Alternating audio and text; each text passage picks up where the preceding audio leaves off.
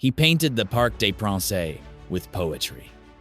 Long before Neymar, long before Ronaldinho, long before PSG was a brand, there was a man who made Paris dream with nothing but grace.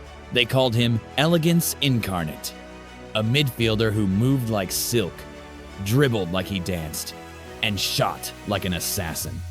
His left foot wasn't just a weapon, it was a message from a different world. From Algeria, through the concrete suburbs of France, straight to the heart of a city that wasn't ready to remember, Mustapha Dahleb gave everything to Paris. For a decade, he was Paris Saint-Germain. But today, ask most fans at the park who he is, and you'll get blank stares.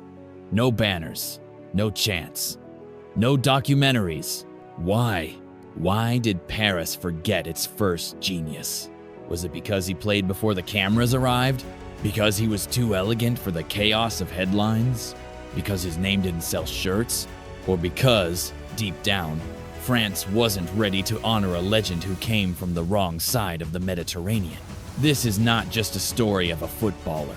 It's a story of memory, of glory, of invisibility, of how a magician helped build a kingdom only to be erased from its history.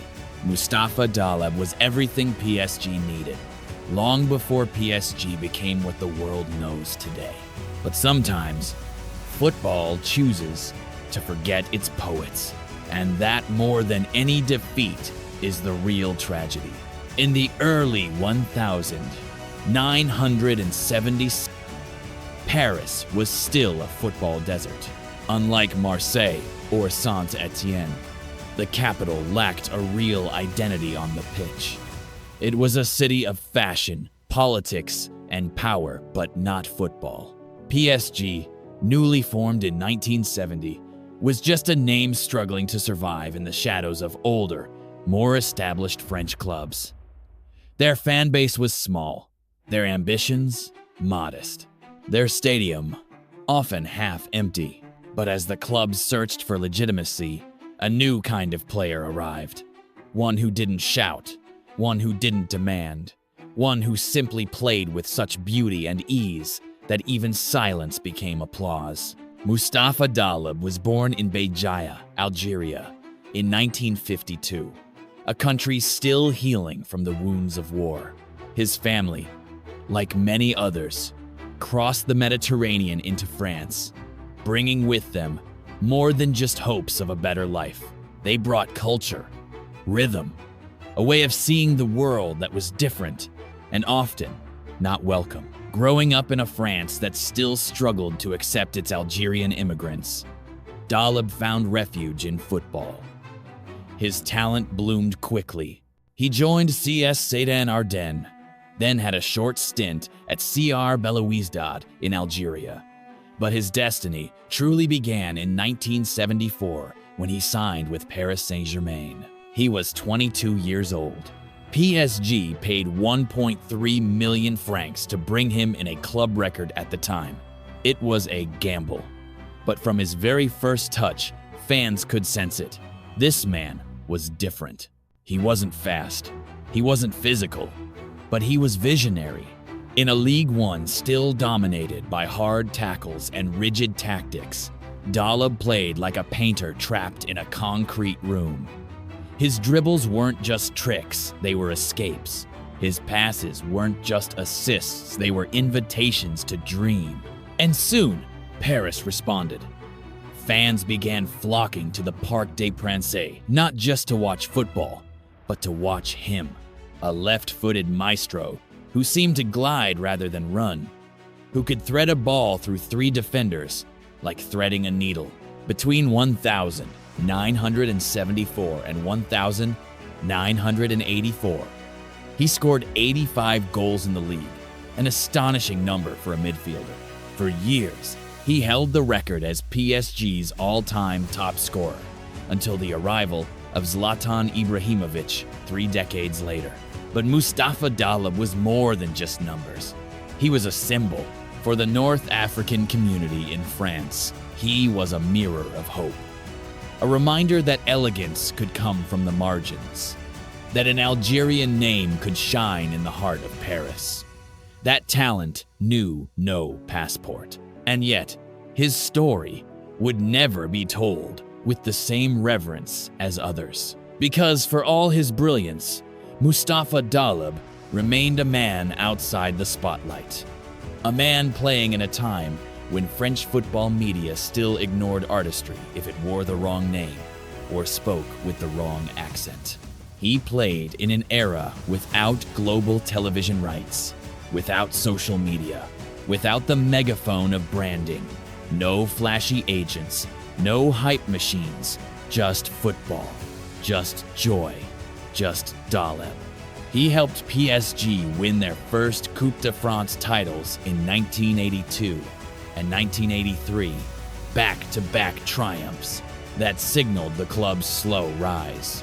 He was the captain, the heartbeat, the artist, but even then, the seeds of neglect were being sown. Because while Dahleb was carving magic into the grass of the park, France was still struggling to embrace his kind. The post-colonial tensions, the social divides, the unspoken hierarchy of who could become a national treasure, they all worked silently against him. When he played for the French national team, it was just 17 times. 17! Despite being one of the most gifted midfielders in the league.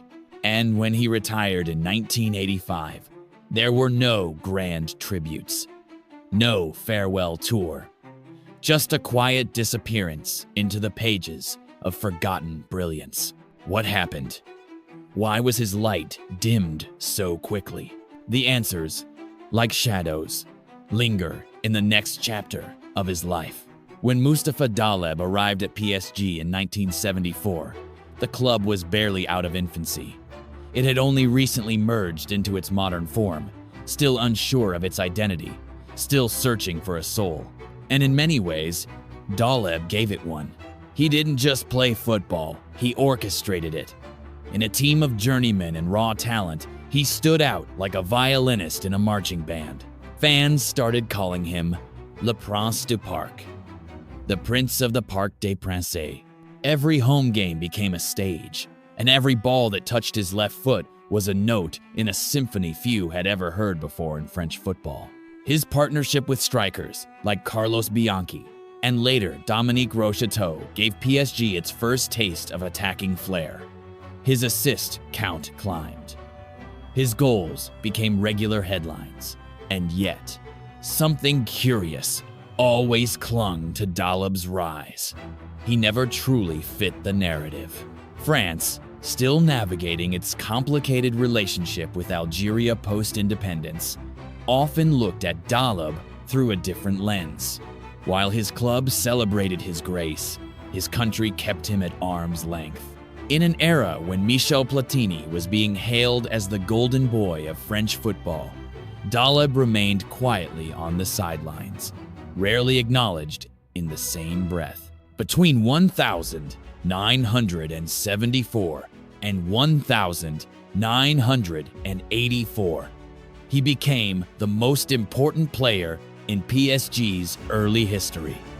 But despite his status, the cracks began to show. Injuries started to take their toll in the early 82nd. His legs, once effortless instruments of precision, began to betray him. The team's tactics changed. Younger, more physical players came in. Coaches, often focused on results rather than artistry, shifted their strategies. By the 1983-1984 season, Dahleb, once the symbol of hope, was often seen warming the bench. The final blow came not from an injury or a dramatic scandal, but from something more cruel: indifference. After 10 years, 310 matches, and 98 goals across all competitions, PSG quietly let him go. No farewell ceremony, no testimonial match, no tribute from the stands he once lit up. He left for Nice in 1984, a small move that was barely covered by the press. He played one season and then retired in silence. The football world moved on, The fans remembered his goals, but only vaguely. The media never quite knew where to place him. He was too classy for controversy, too modest for headlines, too early for fame. And then came the erasure. As PSG grew in the 1992nd and exploded into a global brand in the 2002nd, the club began rewriting its history with stars, with superstars, with oil money and marketing slogans. The names of Ronaldinho, Pauletta, Zlatan, and Neymar were carved in gold. But Dahleb? His name faded from the banners, from the press boxes, from memory. No bronze statue, no stand named after him. Even when Zlatan broke his long-standing goal record in 2015, many fans had to Google, "Who is Mustapha Dahleb?" It was as if the man who had given them their first magic had been politely deleted. But perhaps the most painful twist came from where he had placed his deepest trust. The French national team. Despite dominating Ligue 1 for nearly a decade, Dahleb only received 17 caps for France. 17. He scored only 4 goals, often left out of major tournaments, often overlooked for flashier, more French-sounding names. There were whispers, never confirmed, always denied, that his Algerian heritage made some in the federation uncomfortable. That an Algerian-born player being the face of French football was still too heavy a burden for the nation to bear in the 72nd and 82nd. Dahleb never spoke bitterly. He never lashed out. But his silence echoed louder than any accusation. And then, like smoke, he disappeared. The man who once ruled the park as its prince, who carried PSG on his back through its most fragile years, who inspired thousands of North African kids across France to pick up a football, was simply gone from the story. There's something uniquely cruel about being forgotten. It's not a fall. It's not a scandal. It's not even betrayal. It's emptiness. And for Mustapha Dahleb, the most painful chapter of his life wasn't when the crowd stopped cheering. It was when they stopped remembering. After retiring in 1985, Dahleb didn't chase the spotlight. He didn't transition into coaching. He didn't write memoirs. He didn't sell his soul to punditry. He vanished. Some say he returned quietly to Algeria for a time. Others mention his modest life in southern France, away from cameras and microphones. There were no interviews. No. Where are they now? Specials. As the decades passed, his absence became a void so large that even the club he once carried began to treat his name like a footnote. But beneath that silence, there was pain. Real, raw pain. In private circles, friends of Dahleb spoke of a growing bitterness. Not rage, not jealousy, just a slow burning disappointment, the kind that eats at a man's soul quietly over years. He had given everything to French football, but French football had moved on without him. He didn't fit the media mold. He didn't play for Marseille. He didn't party in Monaco. He didn't marry a pop star. He had no scandal. He had no slogan. All he had was elegance. And elegance, in a brutal sport, is rarely rewarded. Worse still, his connection to Algeria, his true homeland, became a subject of identity crisis. Dahleb, who had represented France on the pitch, was never fully embraced by Algeria either. The war, the wounds, the complexities of dual nationality, it left him floating in a limbo. Too French for Algeria, too Algerian for France. His greatest enemy wasn't injury, it was invisibility. By the 1992nd, his name was almost gone from mainstream football culture. Even as PSG grew richer, flashier, more global, the club rarely honored its past. When the new wave of stars came, Ronaldinho with his samba, Ibrahimovic with his arrogance, Neymar with his spectacle, there was no room left for the quiet genius who built the stage they now danced on. There were rumors that Dahleb sank into a form of quiet depression, that he avoided football conversations, that he found it hard to watch matches, especially when his beloved PSG played no longer the humble team he once captained, but a global entertainment machine he couldn't recognize. The few who met him in later years said he still smiled, still spoke with grace, but there was a sadness in his eyes, a sense of being uninvited to a party he helped create, and then came the ultimate silence. He was never inducted into the French Football Hall of Fame. No national recognition, no state honors, no documentary by the French Federation, no PSG tribute game, only the memories of a few aging fans and the whispers of those who still believed in artistry. One journalist, in a rare piece written in 2006, described seeing Dahleb at a youth match in Paris, standing quietly behind the fence, watching kids play. A fan recognized him, approached him. "You're Mustapha Dahleb, aren't you?" He nodded, softly. "I watched you when I was a kid. You were the reason I started playing." Dahleb smiled and said only 4 words. "I thought they forgot." That moment says more than any highlight reel. For a man who never asked for applause, it was never about ego. But to be erased, that was something else. A generation of young fans would grow up without ever hearing his name. An entire legacy built on grace and dignity would be quietly buried beneath waves of money and marketing. And yet, that's the dark truth football rarely admits. Sometimes, the most beautiful players disappear the fastest. Mustapha Dahleb's story isn't just a story of football.